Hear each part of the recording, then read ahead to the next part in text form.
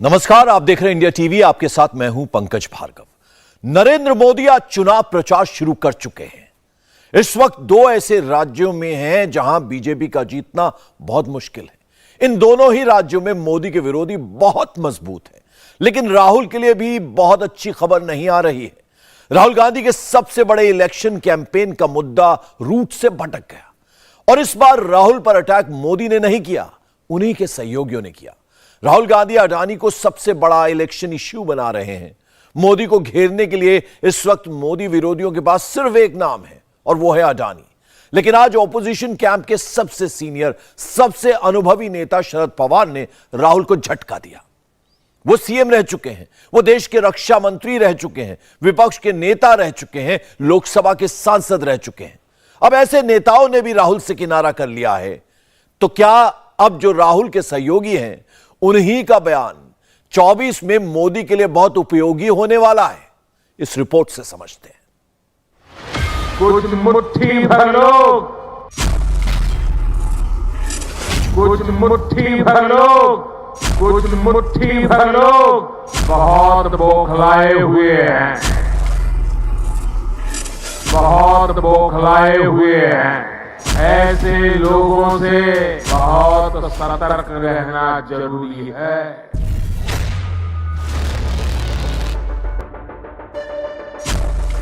मोदी के खिलाफ कुछ मुट्ठी भर लोग हैं, पूरा मुल्क नहीं। कौन हैं ये मुट्ठी भर लोग? क्या है इनका नाम, क्या है इनकी पहचान और क्या है इनका निशाना? मोदी ने इनकी 3 पहचान बताई है। नंबर 1 परिवारवादी, नंबर 2 भाई भतीजावाद और नंबर 3 भ्रष्टाचारी। परिवारवाद, भाई भतीजावाद, भ्रष्टाचार को पोषित करते रहे ये लोग सिर्फ और सिर्फ अपने कुनबे को फलता फूलता देखना पसंद करते हैं। मोदी की एक एक स्पीच क्रोनोलॉजी में चल रही है। 2 मार्च को पोस्टर छपा, मत जा मोदी क्योंकि डर गए भ्रष्टाचारी। बैकफुट पर परिवारवादी। ये कट्टर लोग कहते हैं मर जा मोदी, वो कहते हैं मर जा मोदी। देश कह रहे हैं मत जा मोदी, मत जा। 3 अप्रैल को पर्चा निकला, भ्रष्टाचारियों की अब खैर नहीं, मोदी रुकेंगे नहीं। कोई भी भ्रष्टाचारी बचना नहीं चाहिए, हिचकने कहीं रुकने की जरूरत नहीं है। और अब यानी 8 अप्रैल को मोदी ने एक बार फिर उसी लाइन को पुश दिया, मुट्ठी भर लोगों की जड़ पर प्रहार कर दिया। आज मोदी ने भ्रष्टाचार की इसलिए जड़ पर प्रहार कर दिया है, प्रहार कर दिया है, प्रहार कर दिया है, प्रहार कर दिया है। तो क्या मोदी जिन मुट्ठी भर लोगों का जिक्र कर रहे हैं वो इस क्रोनोलॉजी में फिट होते हैं? और क्या अब 2024 में मोदी वर्सेस इन्हीं मुट्ठी भर लोगों के बीच चुनावी फाइट होगी? मोदी जब परिवारवाद, भाई भतीजावाद की बात करते हैं तो निशाने पर राहुल, ममता, अखिलेश, केसीआर, स्टालिन सबको लपेटते हैं। प्रधानमंत्री जब भ्रष्टाचार का जिक्र करते हैं तो दिल्ली में केजरीवाल, दक्षिण में केसीआर और लेफ्ट सबको टारगेट पर लेते हैं। इन्हीं मुट्ठी भर लोगों का काम क्या है, मकसद क्या है? मकसद है 24 में किसी तरह से मोदी को हराना, करप्शन की आड़ में पैसा कमाना और सोशल मीडिया पर अपने इकोसिस्टम को मोदी के खिलाफ आगे बढ़ाना। मोदी ने 3 पॉइंट्स में इन मुट्ठी भर लोगों को एक्सपोज कर दिया है। नंबर 1 परिवार की जय जयकार, नंबर 2 करप्शन से चले इनका परिवार और नंबर 3 पहले लूटो फिर आपस में बांटो वाला व्यापार। सिर्फ 2 मिनट में मोदी ने इन मुट्ठी भर ताकतों की सप्लाई लाइन काट दी, इनके एजेंडे को पंचर कर दिया है। कुछ मुट्ठी भर लोग विकास के इन कार्यों से बहुत बौखलाए हुए हैं। ऐसे लोग जो परिवारवाद, भाई भतीजावाद और भ्रष्टाचार को पोषित करते रहे, उन्हें ईमानदारी से काम करने वालों से परेशानी हो रही है। ऐसे लोगों को देश के हित से, समाज के भले से कोई लेना देना नहीं है। ये लोग सिर्फ और सिर्फ अपने कुनबे को फलता फूलता देखना पसंद करते हैं। ये लोग अपने परिवार का स्वार्थ देखते हैं। ऐसे लोगों से बहुत सतर्क रहना जरूरी है। भ्रष्टाचार और परिवारवाद एक दूसरे से अलग नहीं है। जहां परिवारवाद और भाई भतीजावाद होता है, वहीं से हर प्रकार का करप्शन फलना फूलना शुरू हो जाता है। परिवारवाद, वंशवाद का मूल मंत्र ही सब चीजों को कंट्रोल करना होता है। परिवारवादी हर व्यवस्था पर अपना कंट्रोल रखना चाहते हैं। उन्हें ये बिल्कुल पसंद नहीं आता कि कोई उनके कंट्रोल को चैलेंज करे।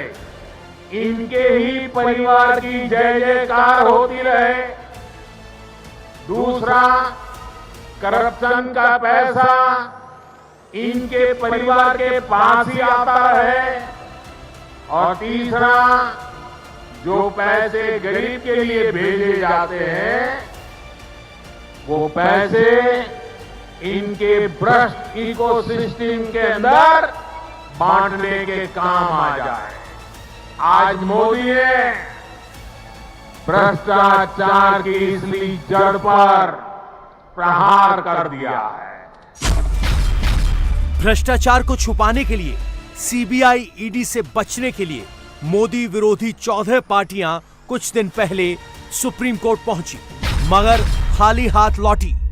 यानी इन्हें कोर्ट से भी झटका लगा और रही सही कसर मोदी की स्पीच ने पूरी कर दी। भ्रष्टाचार के खिलाफ लड़ना चाहिए, नहीं लड़ना चाहिए। भ्रष्टाचारियों के खिलाफ लड़ना चाहिए, नहीं चाहिए। देश को भ्रष्टाचार से मुक्त करना चाहिए, नहीं करना चाहिए। कितना ही बड़ा भ्रष्टाचारी हो, कानूनी कदम उठाने चाहिए, नहीं उठाने चाहिए। भ्रष्टाचारियों के खिलाफ कानून को काम करने देना चाहिए, नहीं करने देना चाहिए। और इसलिए ये लोग तिल मिलाए हुए हैं। बौखलाहट में कुछ भी किए जा रहे हैं।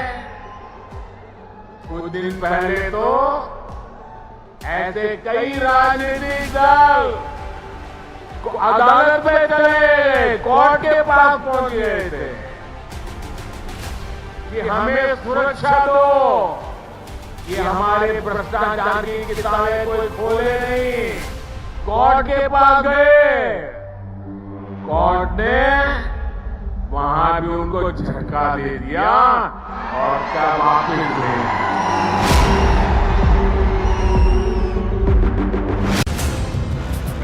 मोदी की 3 मिनट की स्पीच ने विपक्ष को दोराहे पर खड़ा कर दिया है और विपक्षी एकता को चौराहे पर भेज दिया है। और इन सब के बीच केंद्र में कांग्रेस ने राहुल को खड़ा किया है। 24 में मोदी विरोधी फ्रंट खड़ा करने के लिए विपक्ष के हर नेता ने खूब हाथ पैर मारे। खड़गे ने खुद लीड किया है। नीतीश केसीआर से मिले, केसीआर अखिलेश से मिले, ममता अखिलेश से मिली, खड़गे स्टालिन से मिले, स्टालिन केजरीवाल से मिले, तेजस्वी, अखिलेश समेत कई बड़े नेताओं ने एक फ्रेम वाली फोटो भी खिंचवाई। 24 के लिए विपक्षी एकता भी दिखाई। मेल मिलाप वाला ये सारा खेल कभी प्लस राहुल हुआ तो कभी माइनस राहुल हुआ। सब मोदी को हराने के लिए इकट्ठा हुए, लेकिन हारकर ही घर लौटे। 14 में भी लौटे और 19 में भी लौटे। 14 में कांग्रेस के साथ 6 पार्टियां आई। राहुल 44 से आगे नहीं बढ़ पाए। देश से कांग्रेस का और राज्यों से क्षेत्रीय दलों का सफाया हो गया। 19 में कांग्रेस के साथ 8 पार्टियां आई। राहुल अपनी पार्टी की टैली को 52 से आगे नहीं बढ़ा पाए। यानी राहुल का लाइमलाइट में रहना और 24 के लिए विपक्ष का फ्रंटमैन रहना मोदी के लिए फायदेमंद है। इस वक्त तो मोदी विरोधी मुट्ठी भर लोग सिर्फ एक साथ आने की सोच रहे हैं, मगर सबके डायरेक्शन ही अलग अलग है। बंगाल में उपचुनाव होता है तो कांग्रेस और लेफ्ट मिलकर तृणमूल कांग्रेस को हरा देते हैं। दिल्ली में जब कांग्रेस सभी पार्टियों को बुलाती है तो टीएमसी नहीं आती। सिसोदिया को जेल हो जाती है तो खुद भी एजेंसियों की गर्मी झेल रही कांग्रेस इसका विरोध नहीं करती। ममता बनर्जी हो या नीतीश कुमार, अरविंद केजरीवाल हो या चंद्रशेखर राव, विपक्ष के कई नेता हैं जो बीच बीच में विपक्ष का चेहरा बनने की दावेदारी सामने रखते हैं, लेकिन आपस में ही लड़ते रहते हैं। विपक्ष की इस उठापटक के बीच मोदी की स्ट्रेटजी क्लियर है। राहुल पर अटैकिंग रहो। कैमरे पर, सोशल मीडिया पर राहुल का ही जिक्र करो। 24 के लिए बीजेपी की पिच यही है। फाइट मोदी वर्सेस राहुल ही रहे। 24 के लिए पीएम की फर्स्ट चॉइस के लिहाज से मोदी ने राहुल पर 39% की बढ़त ले रखी है। जनवरी 2023 के एक सर्वे के मुताबिक 53% लोग मोदी और सिर्फ 14% लोग राहुल के फेवर में हैं। 37% लोगों को लगता है कि पीएम का चेहरा 24 में डिसाइडिंग फैक्टर होगा और यहां यकीनन बीजेपी को फायदा मिलेगा। बीजेपी का गेम प्लान यही है कि वो 24 की लड़ाई अपने कॉम्पिटिटर को ध्यान में रखकर ही लड़े, यानी राहुल गांधी, जिसकी कमियां मोदी अच्छी तरह से जानते हैं, समझते हैं। 19 का ही एग्जाम्पल ले लीजिए। बीजेपी और कांग्रेस के बीच 186 सीटों पर 1-to-1 कॉन्टेस्ट हुआ था और 92% की स्ट्राइक रेट के साथ बीजेपी 171 सीटें जीती थी। बात सिंपल है, 24 में मोदी का मुकाबला राहुल से हो गया तो बीजेपी की हैट्रिक हो सकती है। बीजेपी इसी स्ट्रैटेजी के साथ आगे बढ़ रही है। विपक्षी नेता एकता में अनेकता कैमरे पर तो दिखा रहे हैं, लेकिन पर्दे के पीछे का सच छिपा रहे हैं। मसलन कुछ दिनों पहले ही स्टालिन ने 19 मोदी विरोधी पार्टियों को जूम कॉल पर इनवाइट किया और शनिवार को चेन्नई एयरपोर्ट पर स्टालिन ने मोदी के साथ नए टर्मिनल बिल्डिंग का रिबन काटा। यानी साउथ की 2 तस्वीरें भी एक ही हिंट दे रही हैं। मोदी तेलंगाना पहुंचते हैं तो केसीआर उनसे दूरी बना लेते हैं, जबकि तमिलनाडु में स्टालिन मोदी के साथ दिखते हैं। यानी इस वक्त भी साउथ में कुछ ऐसा हो सकता है या हो रहा है जिसकी भनक मोदी विरोधी खेमे के बाकी नेताओं को नहीं है। इनका हिंदुस्तान के प्रधानमंत्री के साथ क्या रिश्ता है, ये देखिए। दूसरी तरफ राहुल हैं, जो रोज अडानी वाला टेप ही सुनाए जा रहे हैं, नए नए वीडियो ही ट्विटर पर रिलीज कर रहे हैं। म्यूट और संसद से दूरी वाली स्क्रिप्ट ही कांग्रेस की टाइमलाइन पर फिट हो रही है। राहुल अटकाने भटकाने वाली पटकथा पर ही अटके। अडानी को लेकर हर 1 घंटे में नए नए पोस्ट छाप रहे हैं। जयराम रमेश 4D का मतलब समझाने में व्यस्त हैं। और इन सब के बीच शरद पवार ने राहुल की, कांग्रेस की, अडानी के मसले पर जेपीसी वाली डिमांड की ही हवा निकाल दी। पूरा खेल ही बदल दिया। कोई अलग कोई खास बात की ऐसी नहीं है। मेरा इतना ही कहना है कि जेपीसी की डिमांड हमारे सब अपोजिशन के साथियों ने की ये बात सच है। हमारे पार्टी के भी प्रतिनिधि उस मीटिंग के थे, ये भी बात सच है। मगर हमें ऐसे लगता है कि जेपीसी का जो कॉम्पोजिशन होगा, ये कॉम्पोजिशन में समझो 21 सदस्य की जेपीसी हो तो इसमें 15 लोग रूलिंग पार्टी के रहेंगे और 5 या 6 लोग अपोजिशन के रहेंगे। तो जहाँ ओवरवेलमिंग मेजॉरिटी रूलिंग पार्टी की है, वहाँ देश के सामने सच्चाई क्या है, वो कहाँ तक आएगी, इस बारे में कोई भी आशंका पैदा कर सकता है। और इसलिए हमारा कहना ये है कि इससे दूसरा एक अल्टरनेटिव सुप्रीम कोर्ट ने दिया है, वो खुद कमिटी अपॉइंट करना चाहते हैं कि उन्होंने, तो शायद इसकी क्रेडिबिलिटी वो ज़्यादा रहेगी। शरद पवार ने जैसे ही कांग्रेस की अडानी वाली स्क्रिप्ट की हवा निकाली, राहुल के करीबी बुरा मान गए। जयराम रमेश ने अंग्रेजी में जेपीसी की नई व्याख्या करनी शुरू कर दी, वही शोर मचाना शुरू कर दिया और कांग्रेस को इसमें सपोर्ट ठाकरे खेमे का मिला। बात आपने जो कही है ये ठीक है, लेकिन ये जो मुद्दा इस बार संसद में गूंज उठा है जेपीसी का, गौतम अडानी और उनके कंपनीज के व्यवहार के बारे में, उसमें पूरा विपक्ष एक साथ रहा और उस एकता में एनसीपी भी थी। जब जब कोई निर्णय हुआ है संसद में, चाहे बॉयकॉट करे, चाहे सदन बंद हो, तो उसमें एनसीपी के सदस्य शामिल थे। तो ऐसा नहीं है कि माननीय पवार साहब के कुछ कहने से एकता में कुछ दरार हो गई, ऐसा नहीं है। उनकी ये राय पहले से रही है कि जेपीसी का कोई मतलब नहीं है। 18-19 विपक्ष दल एक साथ है, सभी ने जेपीसी की मांग की है, जिसमें शिवसेना भी है और आगे भी रहेगी। हम आगे भी रहेंगे, जो मांग हम एक होकर करने वाले हैं उसमें शिवसेना की भी अपनी भूमिका है, हमने भी उसमें साथ दिया है।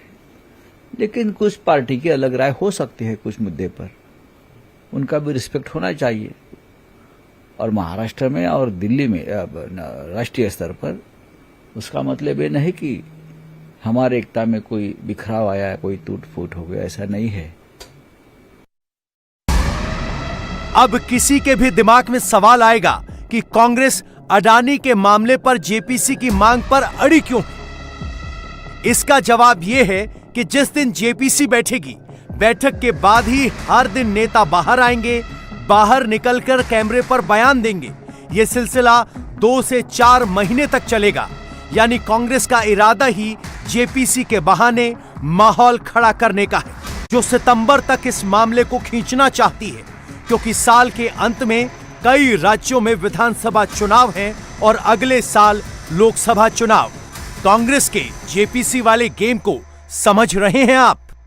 अपने स्टेटमेंट में ये बोला, जो आप मुझसे पूछ नहीं रहे हैं और बोल नहीं रहे हैं, कि उनकी पार्टी जेपीसी का सपोर्ट करती है। ये पूछिए सवाल मुझसे, इसका मैं जवाब दूंगी आपको। उन्होंने ये बोला कि मेरी पार्टी जेपीसी का सपोर्ट करती है। मुझे लगता है जेपीसी में ज्यादातर सत्ता पक्ष के लोग रहते हैं। कोई बात नहीं, जेपीसी में विपक्ष के भी लोग रहते हैं, सच आने दीजिए। सदन से बड़ी जो न्याय है वो कौन करेगा? ये चुने हुए लोग हैं, ये देश को रिप्रेजेंट करते हैं लोग, ये न्याय करेंगे ना। असलियत ये है कि आज अडानी के मसले पर राष्ट्रीय सुरक्षा का मामला उठ चुका है। जिस स्केल का ये अडानी वाला पूरा मामला है, अगर स्केल को देखें तो ये चिंता की लहर देती है, क्योंकि इसमें हमारा पब्लिक सेक्टर इन्वॉल्व है, हमारे देश का पैसा है साहब। ये मोदी जी और अमित शाह जी और भाजपा का पैसा नहीं है। शरद पवार ने बोला जेपीसी की जरूरत नहीं है अडानी इशू में। अडानी मामले पे तो वही ना बताएंगे, जैसे आप कह रहे हैं हम भी देख रहे हैं। वो बोल रहे हैं कि अंबानी अडानी का अर्थव्यवस्था में बहुत वो कह रहे हैं लोगों की राय अपनी अपनी होती है। आज भी हम अभी देखे सूरज भाई आ रहा है, उसमें देखे तो कौन क्या बोलते हैं, उनकी अपनी राय है। सोचिए, 2 पार्टियां यानी एनसीपी और टीएमसी दोनों ही जेपीसी की डिमांड से दूर हैं। वो सुप्रीम कोर्ट की बनाई गई कमेटी, एक्सपर्ट कमेटी से संतुष्ट हैं, लेकिन कांग्रेस और कांग्रेस का इकोसिस्टम इसे सिर्फ अपने सियासी फायदे के लिए टूल के तौर पर इस्तेमाल कर रहा है और अब ये सबके सामने आ चुका है। देखिए, मैं तो इस विषय में अंदर में अभी कुछ नहीं कहूँगा क्योंकि सुप्रीम कोर्ट ने कमेटी बना करके मामला देख रहे हैं, लेकिन मैं इतना कहना चाहता हूँ कि ये सारा मुद्दा राहुल गांधी का अपना पॉलिटिकल कैरियर को चमकाने के लिए ये मुद्दा बनाया जा रहा है। इसको उस रूप से हम देखते हैं। बाकी चीज तो देश में कानून व्यवस्था है, संविधान से चलता है, देश कानून से चलता है।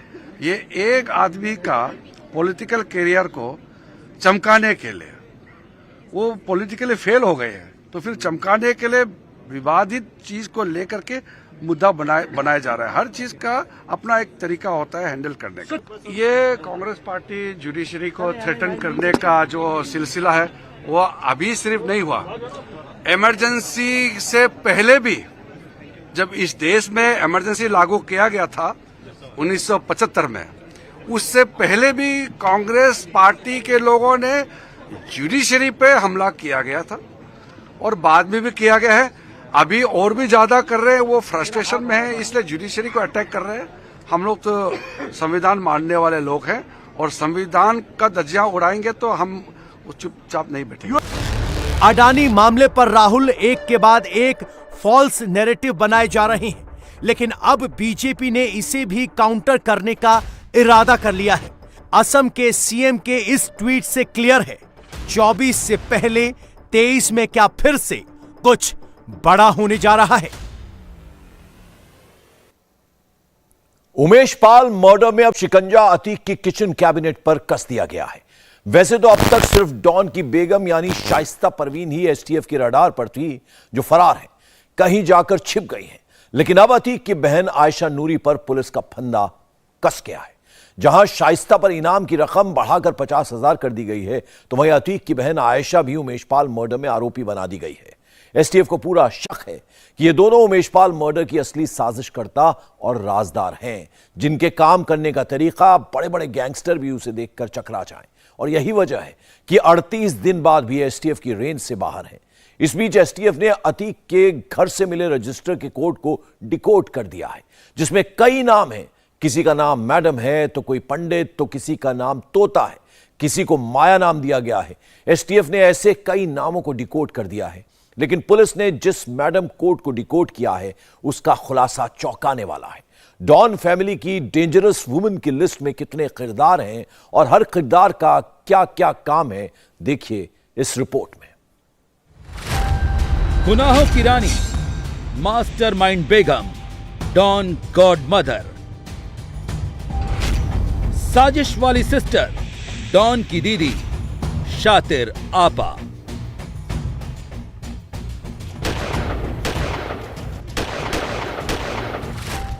वैसे तो अतीक के कुनबे में कई क्रिमिनल किरदार हैं, लेकिन पुलिस को इस वक्त इन दो की सबसे ज्यादा दरकार है।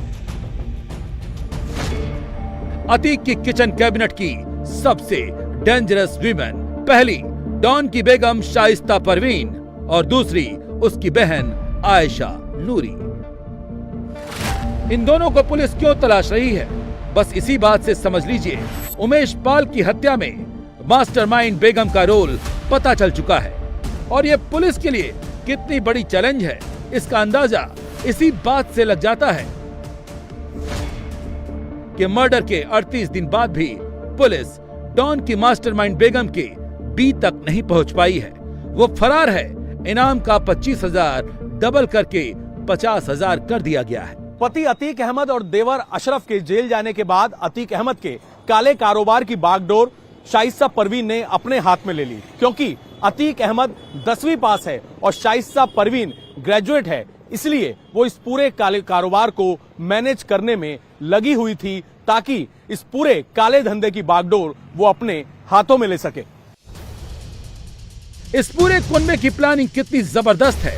बेगम तो बेगम, एसटीएफ अतीक की सिस्टर के एस तक के करीब भी नहीं पहुंच पाई है। अतीक की वजह से पूरा सम्राट बना हुआ है और बना रहेगा, इसलिए कि जब तक अशरफ और अतीक दुनिया में जिंदा है, इसकी बीवी इस हजारों गुंडे पालते रहेंगे। तो फाइलें दबे ना, उसका खंडन हो कि कम से कम जिसने ये कार्य आ करके अंजाम दिया है इनको सख्त सख्त कड़ी सजा मिले, और उनको सख्त का सजा ना मिले, उनको इनकाउंटर कर दे, मार दे, कम से कम ये दूसरों को इस तरह का कोई करने ना पाए। ये कितने शातिर हैं और कितनी बड़ी बहरूपियां हैं वो इस बात से समझ सकते हैं कि जब अतीक पर शिकंजा कसा और भतीजे और शूटर्स कैमरे में नजर आए तब ये खुलेआम प्रेस कॉन्फ्रेंस करने आ गई। महिला वाला कार्ड खेला, रोई, गिड़गिड़ाई, भाई और भतीजों की जिंदगी की दुहाई लगाई। सर हम कैसे रह सकते हैं, हमारे बच्चे, हमारा घर परिवार एक तरफ, हमें अपने भाइयों की जान की चिंता है सर। घटना में किसकी साजिश लगती है? सर हम कुछ नहीं जानते किसकी साजिश है। लेकिन अतीक की इस चालबाज और शातिर आपा की असल सूरत सबके सामने आ गई है और जैसे ही उसे इसकी भनक लगी उसके बाद से ही वो अंडरग्राउंड हो गई है। अब एसटीएफ ने ऐलान कर दिया है कि अतीक की बहन आयशा नूरी भी उमेश पाल मर्डर में आरोपी है। इसका जुर्म कोई छोटा मोटा नहीं है। एसटीएफ के पास इसके पुख्ता सबूत हैं कि नूरी ने शूटरों को फरार कराने में अहम भूमिका निभाई है। सीसीटीवी में सबूत के आधार पर मेरठ में इसके पति डॉक्टर इखलाक को गिरफ्तार किया गया था, जिसमें बमबाज गुड्डू मुस्लिम आयशा के घर पहुंचा था, उसके पति से गले मिला था और उसको 50,000 की मदद आयशा ने की थी। एसटीएफ के रडार पर शाइस्ता और नूरी उसी दिन से आ गई थी जब उमेश पाल मर्डर के बाद शाइस्ता का सीसीटीवी शूटरों के साथ सामने आया था। लेकिन आयशा के सबूत पुलिस को अब मिले हैं, जिसमें भतीजे असद और बमबाज गुड्डू मुस्लिम की मदद करने का खुलासा हुआ है। इस खुलासे से पहले आयशा नूरी का जिक्र तब हुआ था जब वो अतीक के वकील के साथ साबरमती से सड़क के रास्ते अतीक अहमद के काफिले के पीछे पीछे प्रयागराज के नैनी जेल पहुंची थी। जिस तरह से शाइस्ता और आयशा की मिनट टू मिनट इन्वॉल्वमेंट नजर आ रही है, उससे एसटीएफ को लग रहा है कि इनके पकड़े जाने के बाद असद भी मिल जाएगा, गुड्डू मुस्लिम भी, शूटर गुलाम भी, शूटर साबिर भी और शूटर अरमान भी, क्योंकि मददगार ये हैं और राजदार भी। देखिए बेटा, मेरे बेटा को खत्म हुए 1.5 महीना पूरा हो गया और ये है कि इसकी जो है पहले तो हम लोगों को पता नहीं था, जब बाद में देखे नीमा वाला कैमरा इन लोगों का पता चला और ये पूरा मोबाइल इसी ने खरीदा, इसी ने पूरे गुंडों को पैसा बांटा, पूरा इन्हीं षड्यंत्र का चाल इसने रचा और रचने के बाद जितने इसके गुंडों को इसने मोबाइल और पैसे दिए, जो मेरे बेटे के कातिल हैं 5, अब ये कातिल उसमें से एक नहीं पकड़े गए और ये मास्टरमाइंड जो सहिता परवीन है ये भी नहीं पकड़ी गई। न इनके पकड़ जाने से अभी कोई इंसाफ बेटे को नहीं मिला। इसलिए मेरा यही गुहार है कि पुलिस विभाग जो भी है कड़ी से कड़ी कार्रवाई जल्दी से इन कातिलों को ढूंढे और पकड़े ताकि मेरे बेटे का न्याय मिले। करीब 1.5 महीना बीत जाने के बाद भी आखिरकार अतीक अहमद की पत्नी और इस पूरे केस के अंदर उमेश पाल हत्याकांड की साजिश रचने वाली शाइस्ता परवीन कहां फरार है, उसे क्यों नहीं पुलिस पकड़ पा रही। सूत्र ये बता रहे हैं कि शाइस्ता परवीन जो है वो अतीक अहमद जो कि पेशेवर अपराधी है, वो जानती है कि पुलिस किसी भी अपराधी को पकड़ने के लिए क्या दावपेच रचती है, क्योंकि शाइस्ता परवीन के परिवार में उसके पिता पुलिस में रह चुके हैं, उसका एक नंदोई जो है वो भी यूपी पुलिस में है, इसलिए उसे ये जानकारी है कि पुलिस किस तरीके से कहां कहां पर उनकी तलाश कर सकती है। और सूत्र ये बता रहे हैं कि पेशेवर अपराधी की तरह शाइस्ता परवीन और असद मोबाइल फोन का इस्तेमाल नहीं कर रहे हैं ताकि उनकी लोकेशन ट्रेस ना हो पाए। लेकिन सवाल है कि इतने दिन बाद भी पुलिस डॉन की लेडी ब्रिगेड को पकड़ क्यों नहीं पा रही है, तो उसका जवाब है इन दोनों का चेहरा। ये दोनों हमेशा पर्दे में रहती हैं, चेहरे पर हमेशा हिजाब रहता है। ये उमेश पाल के मर्डर की साजिश रचती हैं, लेकिन चेहरा नहीं दिखाती हैं। शाइस्ता शूटरों से मीटिंग करती है, वो भी बुर्के में रहती है। आयशा प्रेस कॉन्फ्रेंस करती है तो वो हिजाब में रहती है। शाइस्ता चुनावी सभाएं करती है तो भी बुर्के में रहती है। आयशा इंटरव्यू देती है तो भी बुर्के में रहती है। शाइस्ता की तो बिना हिजाब की तस्वीर सामने आ गई है, लेकिन आयशा नूरी की बिना हिजाब की कोई फोटो नहीं बेटा, वो तो मर्डर के बाद जो है तो काफी दिन तक यहाँ थी, चारों तरफ अपने बेटी के सफाई दे रही थी कि मेरा बेटा नहीं था, मेरा आदमी नहीं है, मेरे गुंडे नहीं है, मुझे झूठ फंसाया जा रहा है।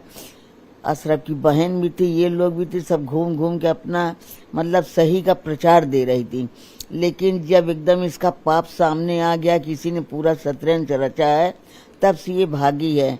अब ये बेटा, ये लोग सब बुड़का, कभी चप्पल, कभी संडिल, कभी जूता पहन पहन के, ये मास्टर माइंड है कातिल का, इसलिए इसको हर नकाब बदलना आता है। इसलिए पूरी पुलिस जो है इसके लिए हर तरह से छानबीन करे और इसको पकड़े।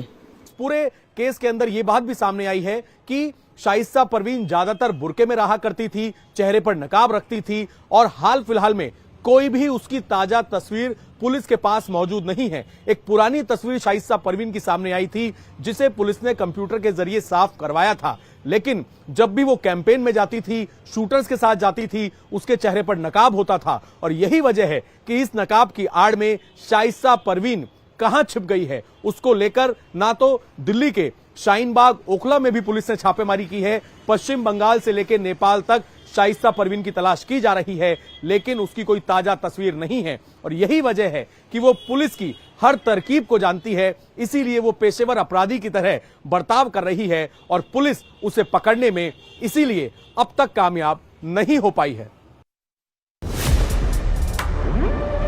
एसटीएफ के लिए डॉन फैमिली की सबसे बड़ी डेंजरस वुमेन अतीक की बेगम शाइस्ता है, जिस पर उमेश पाल हत्याकांड से पहले भी 2009 में 3 एफआईआर दर्ज हो चुकी थी। धोखाधड़ी, जालसाजी और आर्म्स एक्ट के तहत ये मुकदमे दर्ज हुए थे और पुलिस इसमें चार्जशीट भी लगा चुकी है। लेकिन सिस्टर डॉन आयशा नूरी का नाम पहली बार किसी क्राइम में सामने आया है। हम लोग हैं कि हम लोग अपने बच्चों को हम अपने कैसे संभालें, ये चीज़ हमारी परिस्थितियों में आ रही है, लेकिन उनके पास ऐसा नहीं है। बेटा बाहर निकलता है, जेल से कहता है कि औरतों को जो है परेशान किया जा रहा है। यहाँ हम लोग भी तो बैठे घर में, हम लोग नहीं परेशान हो रहे हैं। हमारा एक ही आदमी था, 10 आदमी नहीं हमारे घर में कार्यकर्ता करने वाले, लेकिन वहाँ पे तो करने वाले हैं, हमारे तो कोई करने वाला नहीं है।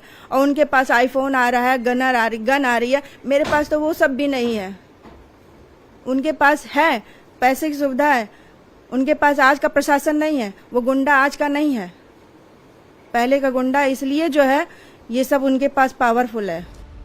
इस बीच एसटीएफ को डॉन की लेडी ब्रिगेड के बारे में चौंकाने वाली जानकारी मिली है। अतीक अहमद के घर से बरामद रजिस्टर में कोड को पुलिस ने डिकोड कर दिया है। रजिस्टर में एक नाम मैडम आया था। पुलिस सूत्रों के मुताबिक आयशा नूरी को डॉन की फैमिली ने मैडम नाम का कोड दिया था। रजिस्टर में आयशा के पति अखलाक अहमद का कोड डॉक्टर था। वहीं शाइस्ता परवीन को पहले गॉड मदर का कोड दिया गया था, लेकिन पकड़े जाने के डर से उसका नाम बदलकर साईं बाबा भी रखा गया था, ताकि किसी को शक शाइस्ता की तरफ न हो। रजिस्टर में लिखे गए कई कोडवर्ड अभी भी डिकोड किए जाने बाकी हैं, जिसमें पंडित, तोता, बिल्ली, माया, शेरू, रसिया जैसे नाम हैं। उमेश पाल हत्याकांड को अंजाम देने के लिए माफिया अतीक का पूरा परिवार एक हो गया था। हैरानी की बात यह है कि परिवार की महिलाएं भी इस हत्याकांड को अंजाम देने के लिए पूरी तरीके से कमर कस चुकी थीं। हैरानी की बात यह है कि शाइस्ता परवीन सिर्फ इसमें एक्टिव मेंबर की तरह थी, बल्कि अशरफ और अतीक की बहन आयशा नूरी का भी इसमें जबरदस्त तरीके से भूमिका सामने आई है। पता यह भी चला है कि माफिया अतीक के घर से जो रजिस्टर बरामद हुआ है, उसमें जो कोड वर्ड मिला है, उसमें मैडम का इस्तेमाल आयशा नूरी यानी कि अतीक की बहन के लिए किया गया था। वहीं गॉड मदर और साईं बाबा जैसे कोड वर्ड का इस्तेमाल शाइस्ता परवीन के लिए किया गया था। पुलिस के सामने सबसे बड़ी चुनौती शूटर्स के साथ साथ अब अतीक परिवार की इन महिलाओं को ढूंढना भी है, क्योंकि जैसे जैसे इस पूरे मामले से पर्दा उठेगा, वैसे वैसे निश्चित तौर पर इन महिलाओं की और अतीक के पूरे परिवार की इस हत्याकांड को लेकर के जो भूमिका है वो सामने आएगी। लेकिन महिलाओं का क्राइम में इस तरीके से इन्वॉल्व होना वाकई में अपने आप में कई तरीके के सवाल खड़े कर रहा है। सवाल है कि इसके बावजूद भी एसटीएफ क्यों नहीं पकड़ पा रही। सूत्रों की माने तो पुलिस ने 20 ऐसे लोगों को आइडेंटिफाई किया है जो शाइस्ता और आयशा के मददगार हैं। इन लोगों में वकील, डॉक्टर, बड़े बिल्डर, अपराधियों के अलावा कुछ पुलिसकर्मी भी शामिल हैं। इन सभी के खिलाफ पुलिस जांच कर रही है और यही बात उमेश पाल के घर वाले भी कह रहे हैं। फिर मैं एक बार दोबारा कहूंगी कि इनको मदद करने वाले वकील, उद्योगपतियाँ, ये सब बैकफुट से इनकी मदद कर रहे हैं। वो जरूर नकाब के पीछे हैं, लेकिन जब तक ये सब लोग जो पैसा देते हैं, उनको रिकमेंड करते हैं, जब तक उनको नहीं पकड़ा जाएगा, जैसे अभी आपने बताया कि क्या नाम है, अभी नूरीन के यहाँ जो जीजा था उनका, उनके घर में अभी क्या नाम है, गुड्डू आए थे, तो उनको पैसा दिया, वो ले जा कर के दिए। आखिर में ये पुलिस प्रशासन से ही माध्यम से हमको पता चला कि हाँ ये पैसे उन्होंने दिया। आखिर में पैसे वाले थे तभी तो दिया, नहीं होता तो वो कहाँ से देते। तो जब तक ये लोग जो यानी पावरफुल वाले हैं, जो पैसा खूब इनके पास है, वो मदद कर रहे हैं किसी प्रकार से, तो वो इसी वजह से बच रही है। और जब तक अगर उनका यानी पैसा नहीं पहुंचेगा तो अपने आप छटपटा के सब निकलेंगे, कल को खाने के लिए मोहताज होंगे। जब आदमी धिक्कारेगा किसी को तभी आदमी सामने आएगा, ऐसे कोई सामने नहीं आता है। डॉन की फैमिली की फीमेल मेंबर पर एसटीएफ का शिकंजा कस रहा है। पुलिस की रडार पर अशरफ की बेगम जैनब भी है। जैनब वही है जो आयशा के साथ प्रेस कॉन्फ्रेंस में नजर आई थी। उस वक्त उसने कहा था एसटीएफ ने उनको गन दिखाकर धमकाया था। गन दिखा के किया, गन दिखा के किया कि अगर नहीं बताओगे तो हम जान से मार देंगे। तो महिलाओं को ऐसा करना चाहिए महिलाओं के साथ। हम लोग को ले कहाँ गई, हम लोग को भी ले गए, मेरे घर वालों को कोई पता नहीं था। कई दिन के बाद पता चला कि हम लोगों को यहाँ ले गई है, और पहली बार ऐसा हुआ कि महिलाओं को उठाया गया, आज तक कभी ऐसा नहीं हुआ। शौहर माफिया, जेठ उससे भी बड़ा माफिया, जेठानी, लेडी डॉन, भतीजा शूटर और रंगबाज, तो सवाल तो होंगे ही और जवाब भी देना होगा, क्योंकि जैनब पर भी कई सवाल हैं। बरेली जेल में बंद अशरफ की पत्नी जैनब के बारे में जानकारी है कि जेल में जब अशरफ से मिलने शूटर्स और अतीक के गुर्गे आते थे तो वो जेल के अधिकारियों के साथ मिलकर अशरफ को वीआईपी ट्रीटमेंट दिलवाती थी और पैसों का लेन देन अशरफ के कहने पर किया करती थी। फिलहाल एसटीएफ को अभी तक जैनब को लेकर कोई पुख्ता सबूत नहीं मिला है, लेकिन आने वाले दिनों में अगर एसटीएफ जैनब तक पहुंचती है तो हैरानी की बात नहीं होगी। जिस तरह से पूरे एपिसोड में डॉन की किचन कैबिनेट की भूमिका नजर आई है, उसने पुलिस की चुनौतियां और बढ़ा दी हैं। लेकिन योगी ने कह दिया है चाहे कुछ भी हो जाए कोई बचेगा नहीं। और कानून व्यवस्था के लिए तो कहना ही क्या है। जो लोग पहले उत्तर प्रदेश की कानून व्यवस्था को दता बताते थे, आज आप देख रहे होंगे उनके सामने स्वयं के जान के लाले पड़ रहे हैं। जब कोर्ट उन्हें सजा सुनाती है तो उनकी पैंटें भी गीली होती हुई देखती है। जनता देखती है कि कैसे माफिया पहले जनता को तबाह करते थे, उद्योगपतियों को धमकी भेजते थे, व्यापारियों का अपहरण करते थे, और आज उनके सब सिट्टी पिट्टी गुम है। सबके सामने जान के लाले पड़े हुए हैं। कानून का राज होगा। कानून के अलावा किसी को कानून के इतर कार्य करने की इजाजत कतई नहीं दी जाएगी। और यह सरकार का संकल्प है और सरकार अपने जीरो टॉलरेंस की उस नीति के तहत आगे भी पूरी प्रतिबद्धता के साथ कार्य करेगी। इंडिया टीवी हर वक्त हर जगह डाउनलोड करने के लिए सर्च करें India TV news Google play store या ऐप स्टोर पर।